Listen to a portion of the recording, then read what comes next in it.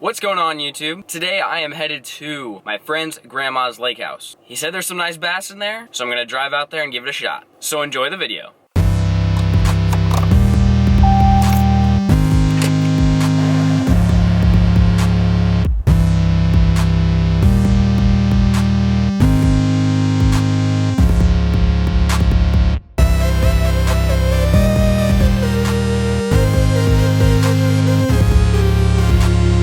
So this is the boat we're gonna fish out of today. So I think it's like a little 10-footer. Jon Boat, hey, you gotta do what you gotta do. What's going on, guys? Welcome back to episode of Fishing with Flair. Today, I am Jon Boat fishing with Ethan. This is the guy that I fished high school tournaments with.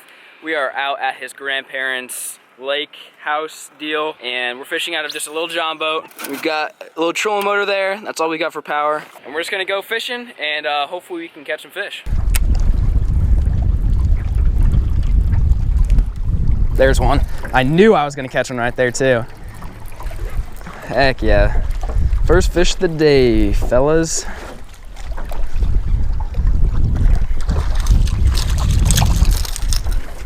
Two-pounder. First fish of the day, not a big one, probably a 1.5 pounds, 3/4. It's a good sign though, off that brush.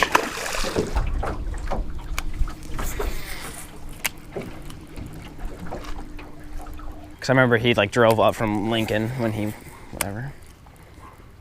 It's so funny. Oh, that was a fish. I could see it. Was it? Yeah.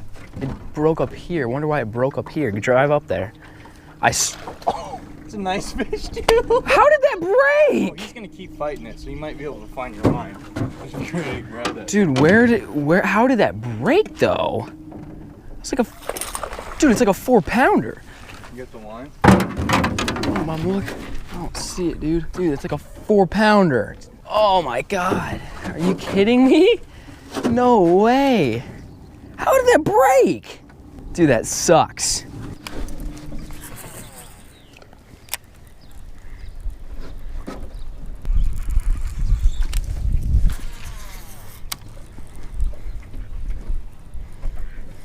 There's one. There's one. Yeah, that's a little bit better one, I think. Yeah. Oh. How did I know that was gonna happen? That was like almost a 4-pounder. That's probably 3.5. That's like the size. I knew it wasn't hooked well. Gosh.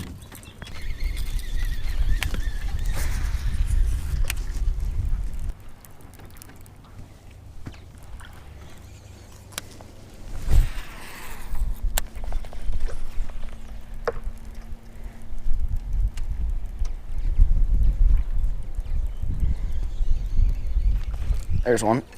It's a good one too. Yep, it's a really good one. Here we go. Huh? Actually get this one. I'm gonna try. Do you want to get her, or do you want me to get her? You getting her? I'm putting my faith in you, Ethan.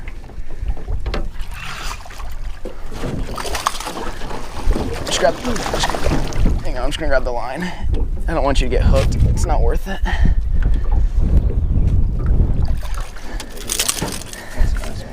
Yep. That's the one we want. Right there. Do you have a fish? All right, Ethan's got a fish. I've got a fish. Is it a good one? All right, we're doubled up now. That's not a bad one. Look at that. We got doubles. There we go, we got doubles.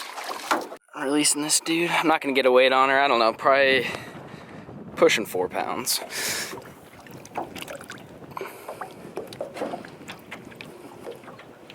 There she goes.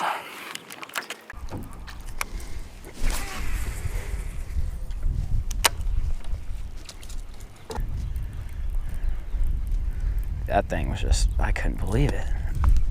There's one. Yep. Not a giant, right off the corner of that dock.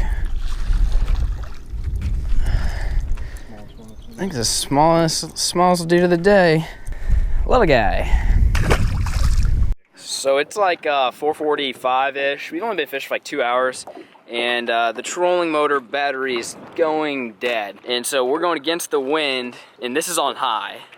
The trolling motor's on high. Ethan didn't bring a paddle in the boat. And he said this happened to him one other time. He used one of his tackle boxes as a paddle to paddle back. And we're actually a decent ways away from his grandparents' house. So you guys might be in for an interesting vlog. His grandma's house is up in that cove. We are stuck. We're not moving, so he's gonna take my waterproof Plano box, and it better be freaking waterproof because I've got a lot of crankbaits in it. Don't drop it. I feel like I'm paddling with a dumbbell. If you drop that, I'll kill you. Look at this. Paddling with tackle boxes because the goon over here didn't bring a paddle. Folks at home, I know I'm always giving you tips on stuff what to do. I'm giving you tips on what not to do. Be that guy. So we made it onto the bank. We're gonna leave the boat there and we are gonna walk to his grandma's house, and taking 2 poles, and we're gonna fish on the bank for a little bit while he puts the trolling motor battery on the chargers, and then we're gonna put the batteries back in the boat and try to get the boat back up on shore at his grandma's place. And then we're just gonna walk the banks and try to catch a few more fish.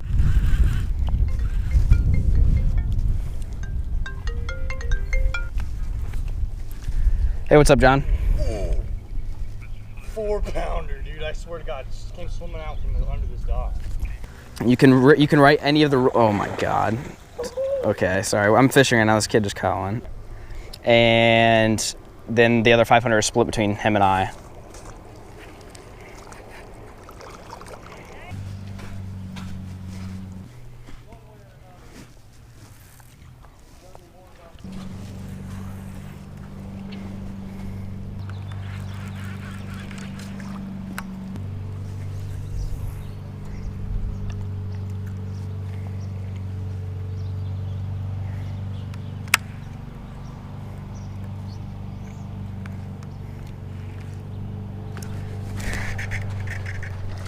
Oh yeah, baby. Oh, it was wrapped in that dock. I cast right in the middle of it, yeah. It's on that black and blue YOLOTEK. Yeah, that's probably 2.5 pounder. Alright, so I'm going to do a little recap of today. In case you guys were wondering why I have a baby. Macy and I had a baby. I just didn't tell you guys. Kidding. This is my nephew Hudson. Can you say hi, Hudson?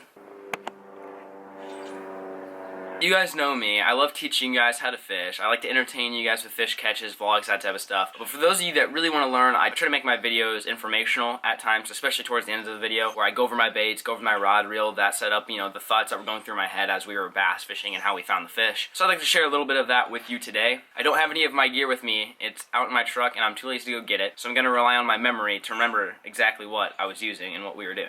So the first setup that I was using was a cranking setup, and I believe the lure was the 6th Sense Movement, and it's a crankbait that I've heard a lot about. A lot of hype's been going on about it, and I've never caught a fish on it before. And so when I got out there, it just kind of looked like a shallow cranking area, tied that baby on, and we started throwing it around docks and seawalls. Sorry if these birds are really loud. And as you guys saw, I had one break off, which is kind of like a freak accident. I had one come off, and then I caught a few fish. So as far as the setup goes that I had, so I had the 6th Sense lures. It was the Movement crankbait. I don't know, I think it was Ballistic Sunfish. I'm just throwing that name out there. If it's wrong, I'll put a little title here that corrects it. The rod that I was using was a Castaway Invictus spinnerbait rod. Now I know spinnerbait is not crankbait, but what you guys need to realize is there are a lot of rods out there that have technique specific names, but you can use them for a lot of different things. So on their spinnerbait rod, it's very soft. It's got more of a parabolic bend to it, and that's why I picked that for throwing that crankbait. That crankbait's nice and heavy, so I wanted a little bit heavier rod than just like a normal cranking stick to throw it. Of course, you could throw it on like the Castaway Tyrannus crankbait rod for sure. I actually had that rod in the boat with a different crankbait on at the time. But that rod is 6'10" in length. I think it's like a medium heavy, soft action. It's a great rod for throwing crankbaits, spinnerbaits, chatterbaits, that type of stuff. The reel I had on that one was a Lews Tournament MG, and that was in 5:4:1 gear ratio. And then for the line, I had 15-pound Seaguar Invisix fluorocarbon. So that was my first setup, and like I said, we were just throwing it around next to docks. I had a couple of them come out from under the dock and hit it, and then I had a couple off of seawalls, just basically trying to cover water to figure out where the fish were located. And then I caught one fish, I believe it was only one fish, on a jig, and that was when I was fishing off the bank when the trolling motor battery died and we had to beach the boat and walk the banks. It was a YOLOTEK Lures new jig, black and blue color. It was 1/2 ounce with a Gambler Flappy Dowdy trailer, just like a craw imitation, both black and blue. My rod setup on that one was a 7-foot heavy Castaway Tyrannus rod, and I believe I had a Lews Tournament MB in 8:3-to-1 gear ratio, and then for a line that was 17-pound Seagar and Vizex fluorocarbon. And for that technique, all I was doing is just trying to skip under docks, because that's where I figured they would be after catching a few on that movement crankbait. I figured they were under the docks, and so I decided to skip my jig up under there. Why are the birds so loud?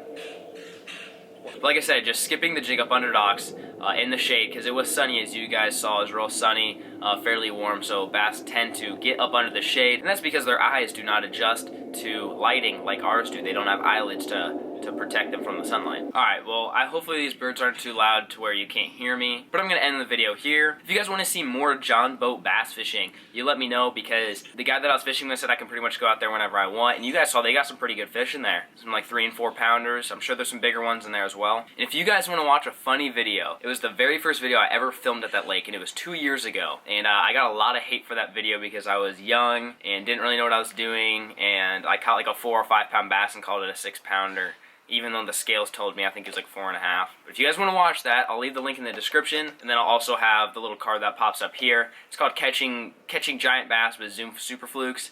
It's a super old video. I sound like a child. I'm still a child. But if you guys want a good laugh, you go check that out. But that is at that same lake. So I know there's some bigger fish than what we caught today. Like I said, if you guys want to see that, more Jon Boat fishing, more bank fishing. I know you guys literally lost your when I uploaded that Sneaking into Ponds video. I've never uploaded a bank fishing video. I wouldn't say never. I haven't in a couple years. And you guys just literally lost your stuff. And so if you guys want to see more, you make sure you like this video and comment down below. You want to see Jon Boat fishing, you want to see shore fishing, you want to see kayak fishing. If you guys want to see me in a kayak, I'll hit up a kayak company and see if I can get one to film with for the summer. I feel like that'd be kind of fun. So you guys just let me know what you guys want to see. I appreciate you guys watching my videos. I'm really feeling the love and really feeling the support right now. I believe I'm at like 82,000 subscribers right now. I'm going to hit 100, hopefully by July. I'm hoping by ICAST I'll be at 100. It'd be awesome. You guys rock. That's it for today's episode, guys. Thanks for watching.